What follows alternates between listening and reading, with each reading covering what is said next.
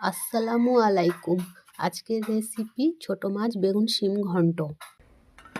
এখানে নিয়েছি একটা বলে বেগুন শিম নিয়েছি, দিয়ে দেব পেঁয়াজ রসুন আদা বাটা, দিয়ে দেব একে একে গুঁড়ো মশলা, লঙ্কা হলুদ জিরা ধনিয়া, সাথে পরিমাণ মতো লবণ, 4টা কাঁচা লঙ্কা, একটা টমেটো কুচি, পরিমাণ মতো কাঁচা তেল আর মাছ ভালোভাবে হাত দিয়ে মেখে নেব।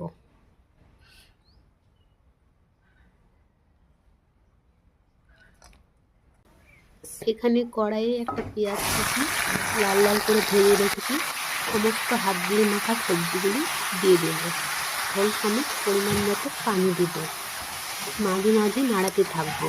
ঝোল ফুটে গেলে সামান্য চিনি দিয়ে দেব। ঝোল গামাখা হয়ে আসলে লবণ টেস্ট করে পরিবেশন করে নেব।